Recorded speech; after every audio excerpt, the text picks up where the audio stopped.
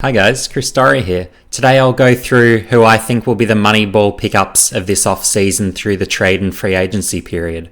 To start us off, I'm starting with key defenders. So the first two in Aliir and Tom McDonald, my personal view is they've been played out of position this year. Aliir for me is definitely best suited as a key defender, where he stands out, and I'll go through the stats in a moment, is with his intercepting. And it's a similar story with Tom McDonald as well, where he's been played as a key forward, had one good year as a key forward, but ultimately his play as a key defender before making the switch forward really out of necessity is where he definitely played his best football. The key thing to know with Aliir is that he's been completely misused. So if we look at his last 2 years, as we can see by the hit-out numbers, he's been forced to spend a few minutes here and there in the ruck.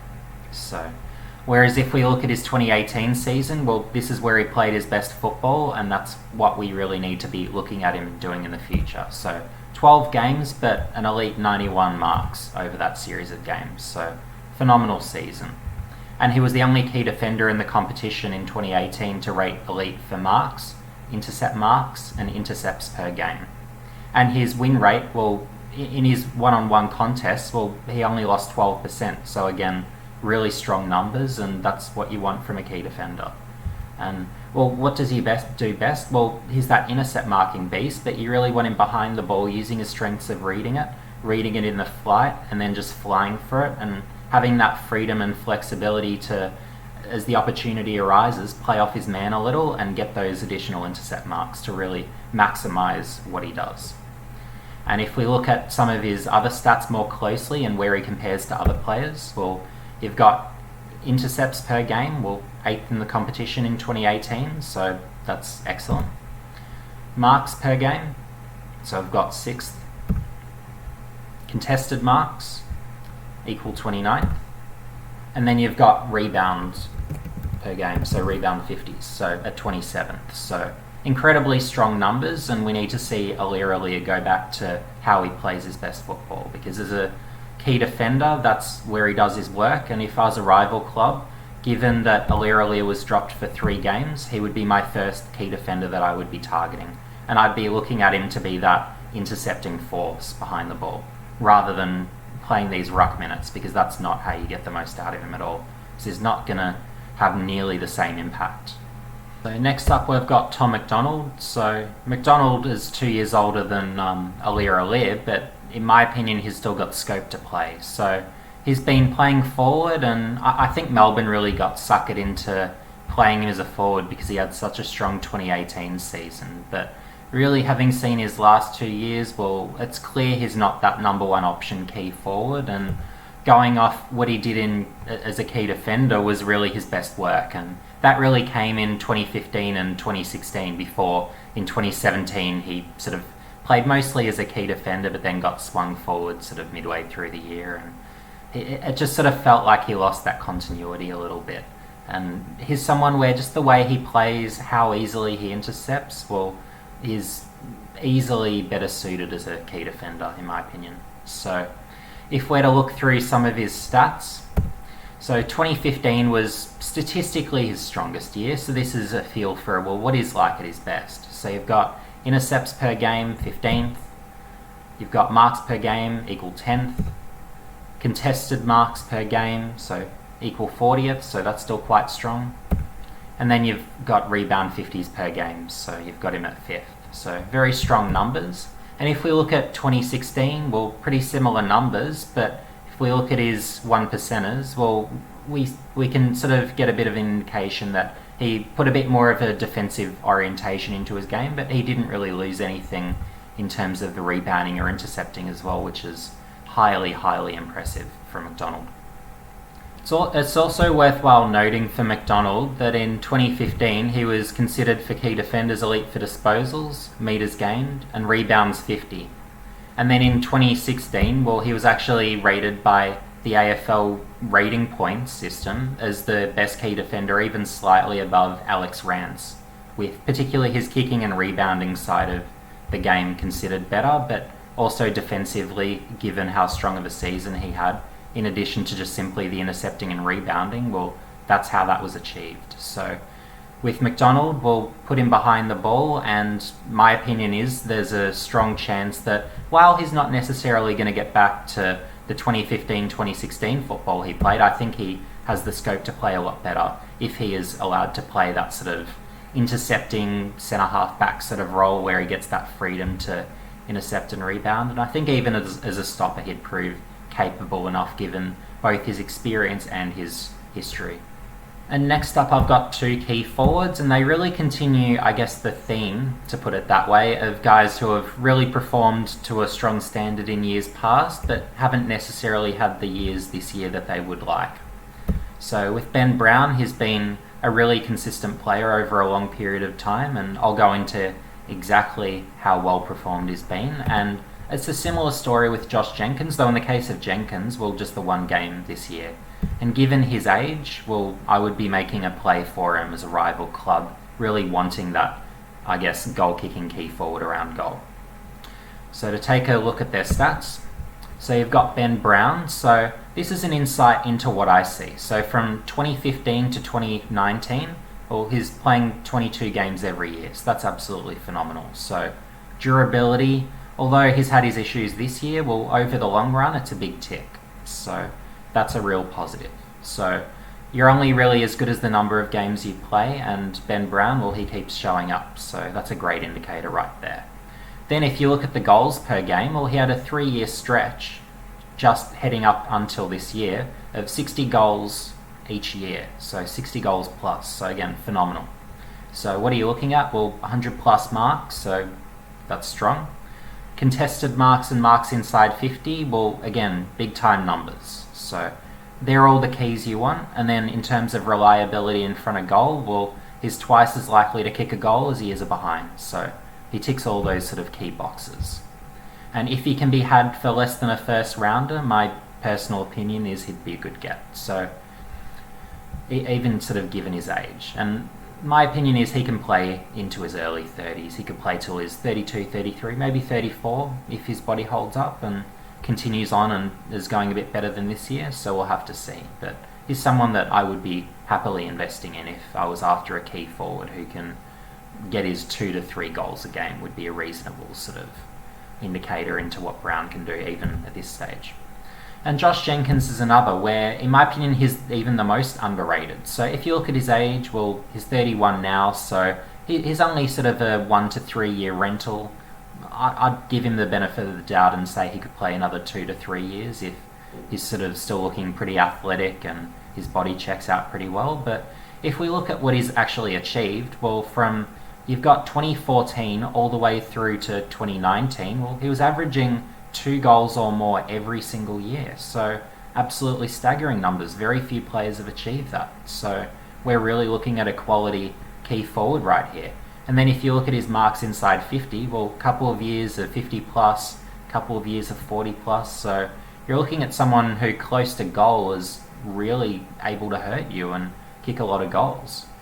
So, and being 200 centimetres, being as strong as he is, but then as capable at ground level, he moves very well for a key forward, let alone one of his height. So my opinion is that really Geelong have underutilised Jenkins, and really to their detriment, in my opinion, where they should have really used him from the get-go, and if he was paired with Hawkins, well, that would have been a phenomenal combo. But since he hasn't played, well, he's ripe for the picking, and I would say is, if I was looking from a rival perspective, just throw a 4th round pick at Jenkins and look, you've got him. So, and if you're after that really immediate punch of a key forward, just as that short-term rental, well, Jenkins would be that guy if you're on a budget and you don't necessarily have the big money to spend on a bigger name key forward. And next up, we're on to our key forward / ruck. So Coleman Jones, if I was after someone who can play that sort of relieving ruck, sort of most minutes as a key forward role, Coleman Jones would be my pick. And given the issue that happened off the field this year for Coleman Jones, is someone where I feel like, given he's only played the one game for Richmond, that he would be very gettable. So, and if he can be had for a cheap price, well then I would be looking at that sort of trade really favourably. So here, one game, it's a nothing game, not much happened, but still very young, so you're only really looking at a 21-year-old, turns 22 next year, but given his height, given his size, he's someone who's ready to go. And we can see that in his VFL numbers from last year as well. So some hit outs, so we can see he played some ruck minutes, but given some low hit out games, or he played more key forward most of those games. But if we look at that late year progression, well, he has several games where he was featuring in the best for Richmond's VFL side, so that's a positive. But what really catches my eye is the contested marks. So we've got 4, 5, 5, 4.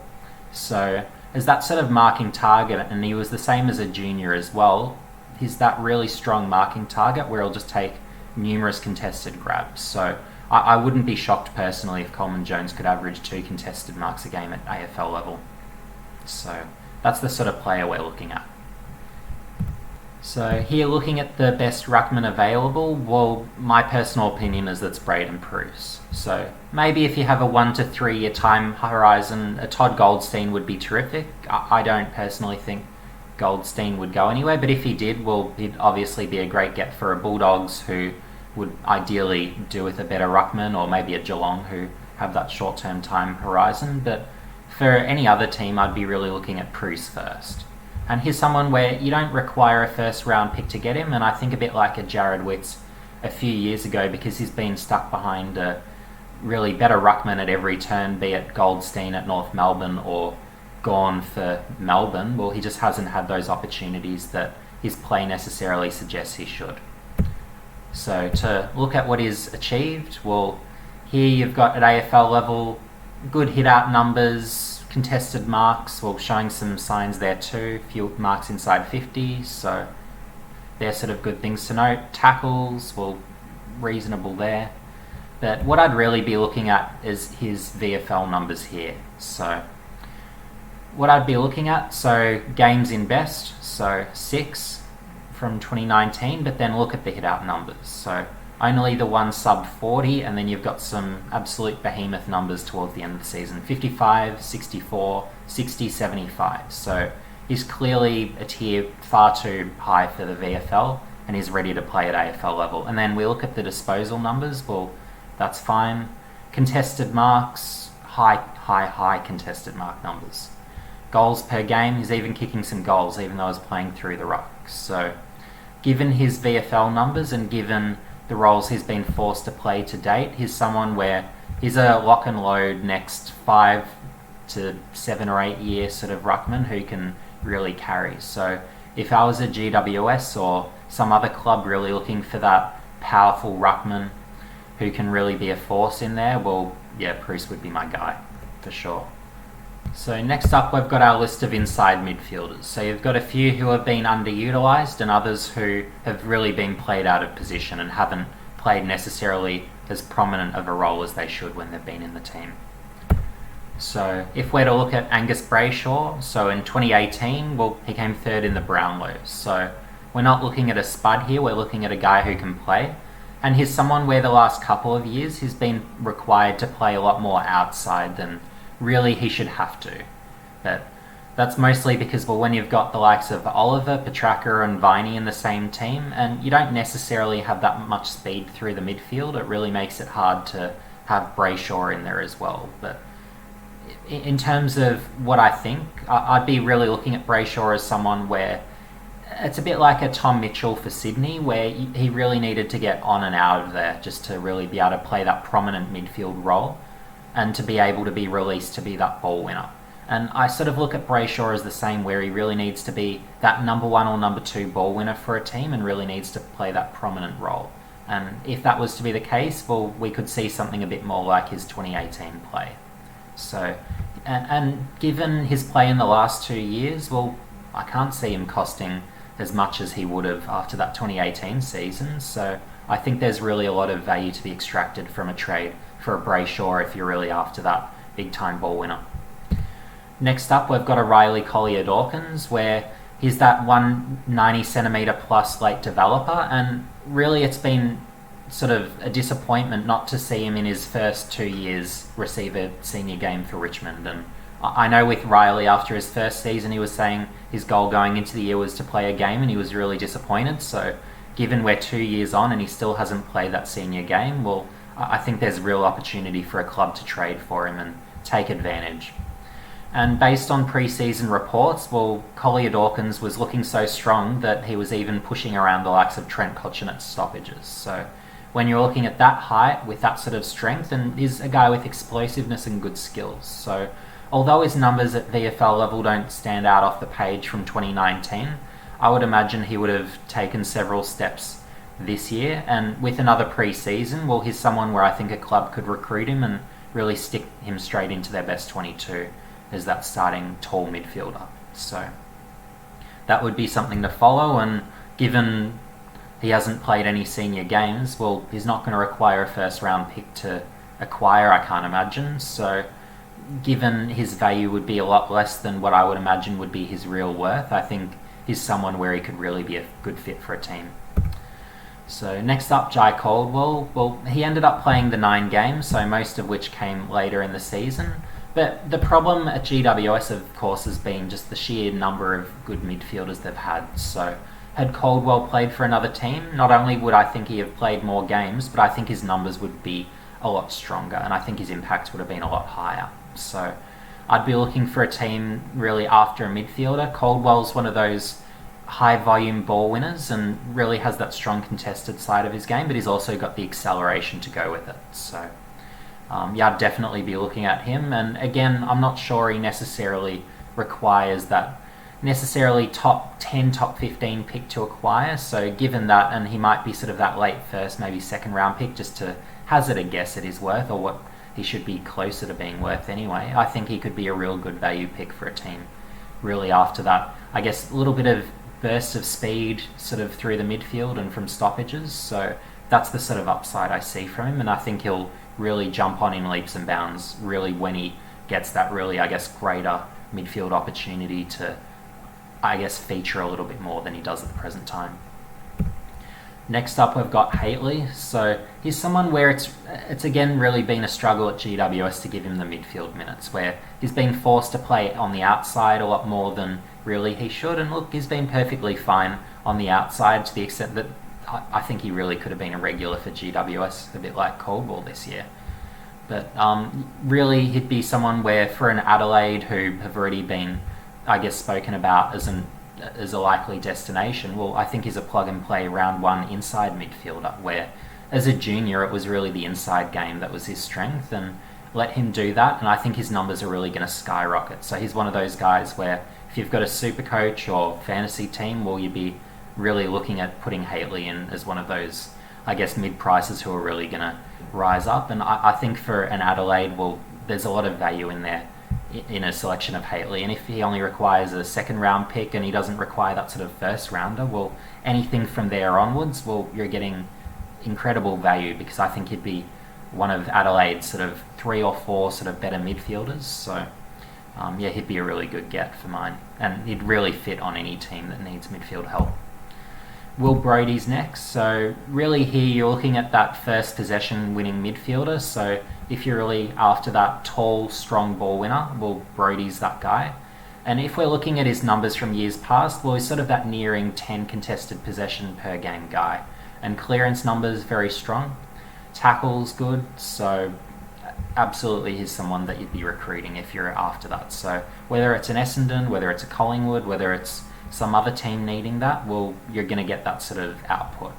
And Charlie Constable's a similar sort of story, where if you look at his contested possession numbers, well, pretty strong. He's that, again, tall sort of midfielder, a little bit younger than a Brodie, and I think he's really got a lot of scope to improve as well. And some might be surprised to hear as that tall midfielder, his skills are actually pretty good. So if you don't want to compromise on that, I guess, foot skills side of thing, well, then Charlie will be a pretty strong get, I think, for a team. And again, a bit like a Brodie, well, they're both underutilised guys who can just plug and play in a best 22 from round 1 next year. So, and then Matthew Kennedy, well, similar story, and his play this year has been particularly strong for Carlton when he's played, but he's someone where, again, if I was a rival club, this is another of those, I guess, same variety of strong, tall, ball-winning midfielders who really should be taken. And again, with this year, because we've had shorter game time, being near enough to that sort of 10 contested possessions per game this year, well, he's really been a breakout player and is someone where I think he's even got a few more gears to step up. So he's another of those savvy recruits where if you're not paying too much, well, I think you've got a real player right here. Next up is outside midfielders. We've got Jack Sinclair, Jordan Clark, Jared Pollock, and we've got Lewis Jetta. So starting with Jack Sinclair, well, he's someone where in 2017, Champion Data actually determined that Sinclair was actually St Kilda's one elite player, but also the best wing or genuine wing in the competition. Really based on his all-round game where he was considered second best in terms of pressure, but then he had all the other elements there as well, where his contested possessions were pretty good, his ball use was pretty good, and he was kicking goals at a reasonable but not outstanding rate. So he's someone where he really has that pretty well-rounded game without being necessarily that volume accumulator. But bringing that pressure, having pretty good speed, pretty good skills, or he's someone where he's really a lock and load, and frankly, given St Kilda's hesitation to put Sinclair into the best 22 at the start of the year, as a rival club, that sort of is a bit of a signal to me that he's probably a bit undervalued and he might be on that fringe of selection and possibly gettable. So I would definitely be making inquiries into Sinclair's availability, and he'd be someone where if I wanted that outside type, he's someone where I'd be pretty confident in saying he's a lock and load best 22 player. Next up, we've got Jordan Clark. So he had a really strong first year in 2019, where he was drafted as a first round pick. And he's someone where he really generated a lot of drive, and in terms of his work by foot, he actually did a lot of damage by foot as well. So he's someone where he can play a little bit off halfback, or you can play him on a wing. I'm just calling him an outside player, but really you've got those dual options with Clark. So, and given just the 3 games this year, well, in my opinion, given his talent and given some of, I guess, the other options that Geelong have played in front of him, well, I almost consider that a bit disrespectful to Clark. And frankly, if I was one of the WA clubs or even a club just looking for anything on the outside or in terms of drive off halfback, I would be making definite inquiries into Clark. And if he doesn't cost you a first round pick, well, then he's someone where I'd be saying, yeah, he's definitely worth the spending as a way to, I guess, fill that need and really get a bit more of a, I guess, someone who can generate a bit more drive on the outside. Next up, we've got Jared Pollock, and really it was quite sad to see him, I guess, dropped for North Melbourne, and really, I guess, it gives a bit of an indication into where they really see him. So before last year, well, we had 2 years where 500 plus disposals, the year before that pretty close to that as well. So he can really find it, but then he also has that big offensive impact as well, where it's just so damaging with the ball, gets all the metres gained.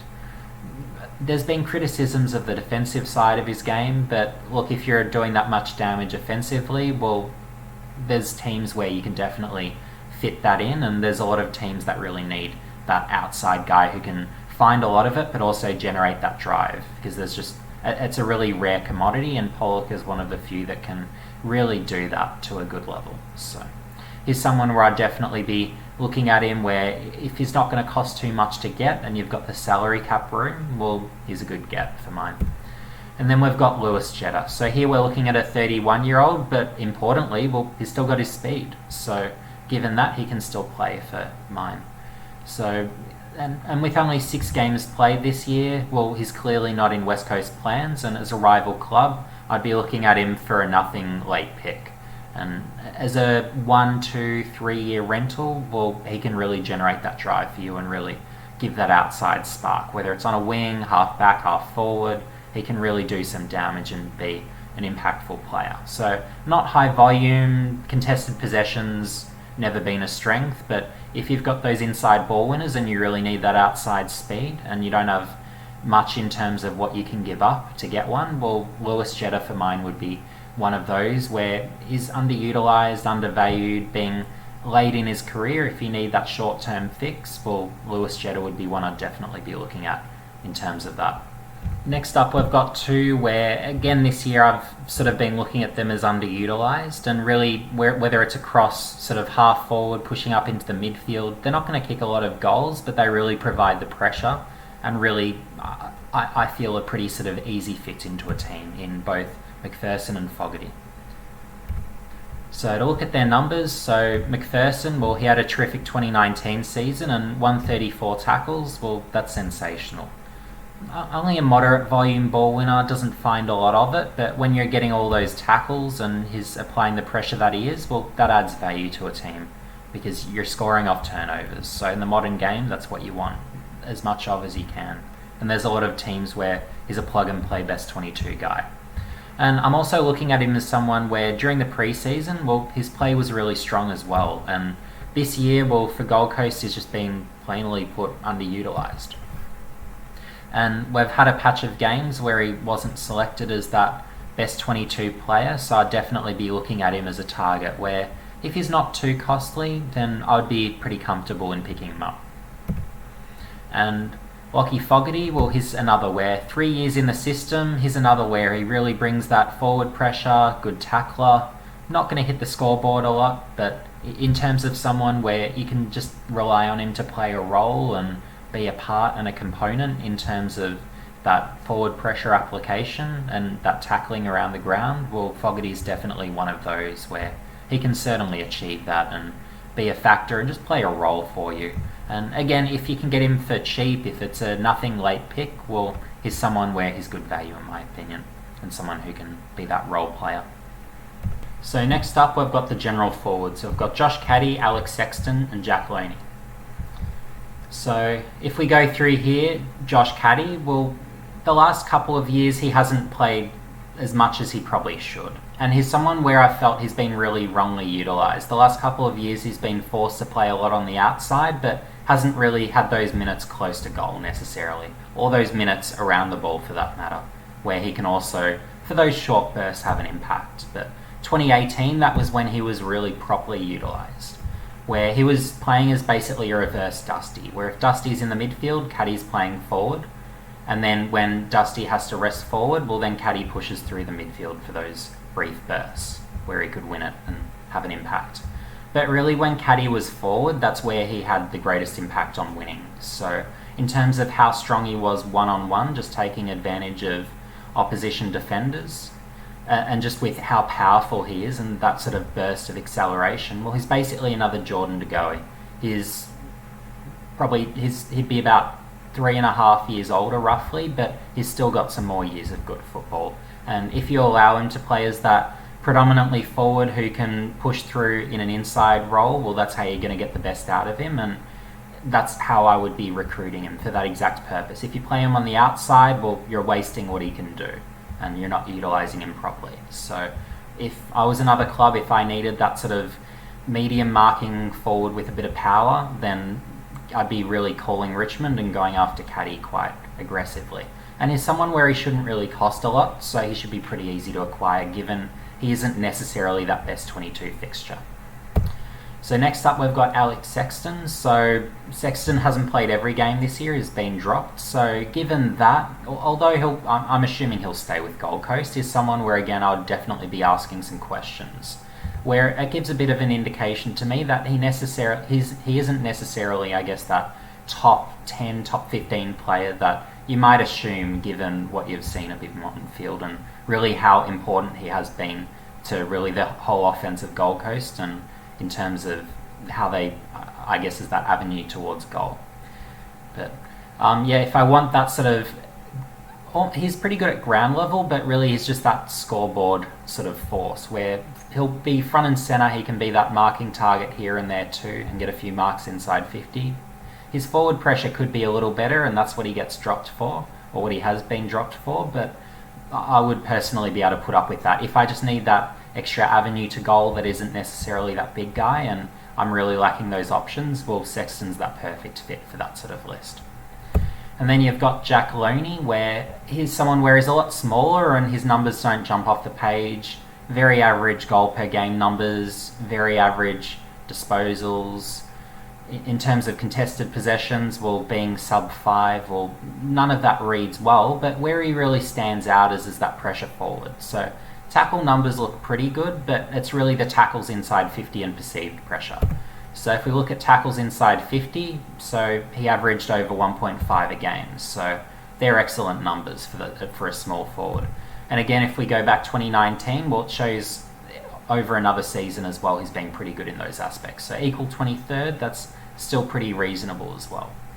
So in a Jack Looney, if you're really looking for that ground level guy who can really apply some forward pressure, well then Looney's one of those role players where if you offer him 2 years, then I think he can be had from St Kilda. And really, you just need to, I guess, be going after that ground level guy, where if you've got a lot of those more small and medium marking guys, as I'm looking at a Bulldogs, well, I think he would be that ideal list for that sort of team, really needing that, I guess, ground level guy who really just applies that forward pressure to a higher level. Just, I guess, is that list balance guy, where if you're lacking that, well, Loney can provide that at not much of an expense at all, I wouldn't have thought, given he doesn't hit the scoreboard that much or have necessarily that best all-round game. And if we're to have a look next at some of these general defenders, well, each of these guys, well, none of them have been best 22 this year for their respective teams, where they've just been underused, and I really think that's opportunity for another club to potentially get someone who can just be a plug and play and really add value. So if we're to look at a Witherden, well, what's he do? Well, he finds a lot of it, but importantly, he also provides a lot of rebound and drive from defence. So for any club looking after that rebounding defender, well, Witherden would be that first guy to look at, given particularly his age profile, where he can be around for the next 10 years potentially and have an impact for you. And then next I'd be looking at probably a Dylan Robertson, where although he's 29 currently, and really he's only played the 5 games in the last 3 years, well, he's someone where I think he's been underutilised by St Kilda, and I think for another team, if you just want that short-term general defender who can intercept and rebound for you, well, he'd be a great pick. So obviously he's had his heart issues, but it really just seems a case of non-selection for St Kilda.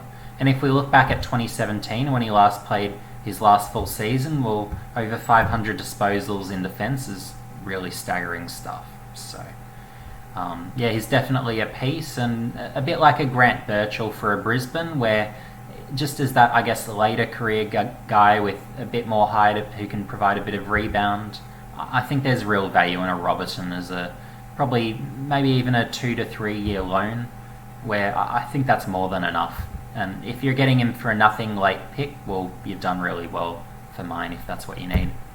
And next we've got a Shane Savage. So if anyone's after, I guess, considerable drive from defence, be it a long kick, some good speed, well, that's what Savage brings to the table. And just the 2 games this year, so one of which was the final against Richmond, well, he's someone who can still provide value. And if we're to look at, well, the 2 games, pretty reasonable stats, given again this year we've got slightly lower minutes per game, and yeah, I'd be definitely looking at him. And again, given his age, given his turning 30 at the start of next year, well, I'd be looking at him as a late pick and as another sort of those 2 to 3 year sort of rentals. Well, he can definitely add value and add drive to a team that's really lacking that at this time. And last but not least, we've got Sydney Stack. So interesting fact with Stack, he was actually regarded by Champion Data for those games that he played to actually have the highest relative rating of anyone in the competition, which is a remarkable feat, and he did so with the first half of the season in defence and then the second half as a forward. So he clearly shows that he has that versatility to him. And if we look at the numbers, well, numbers pretty strong, but my vision for Stack is actually a little bit different, where although he can play in defence and he can play in attack, I think he might even have his best value through the midfield. And having watched him in the under-18 ranks, well, I actually see his game as remarkably similar to a Shea Bolton, funnily enough, as another Richmond player. So just looking at how he reads the ruck taps from first possessions, for anyone who can get their hands on any old footage of Stack from the under-18 championships, well, he'd read those ruck taps so well, and just on the move he'd be taking those hit outs and get first possession and just burst away and really weave through traffic, and just looks so silky, so it just looks so easy for him in there, just with the skills, with how he moves, that quick mind-to-body connection. So Stack is someone where I really see considerable upside, and if all he requires to get is a late-ish pick or not a whole lot, well then he's someone I'd be really looking at strongly and making a play for. And given, I guess, his incident this year, he's someone where I suspect he would be quite available and someone that Richmond would be open to dealing. So that's definitely something to watch as well. So there we have it, folks. They're my 2020 trade and free agency targets from rival lists. And they'd be, I guess, those primary targets of mine. And there are players aside from this list that I see a lot of value in. Guys like, as one example, top of mind, Robbie Tarrant.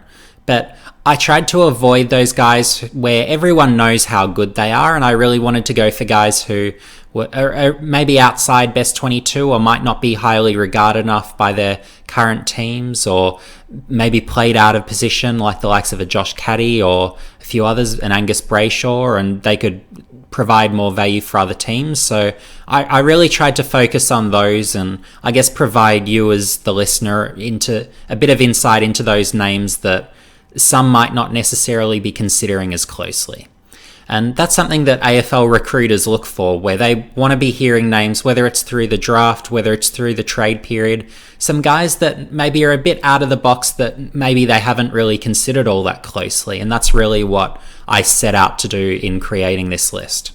And in my next video, I'll be doing my 15 Moneyball draft prospects. So I'll be looking at 15 guys where, based on their draft positions or based on how they're valued, where I'm thinking they're a little bit undervalued, where 5 of those are first round picks and a few of those will even go in the first few picks. But even so, there'll be guys where I'll be thinking, even internally in Clubland, they're probably not rated as highly as they should, and I would be trading a lot more for them, or the pick that would acquire them, than necessarily would be the case by some of the clubs. So that's something to look out for in my next video. So thanks everyone for tuning in to the end, and make sure you like, subscribe, and hit the notification bell for future updates, and see you in the next video.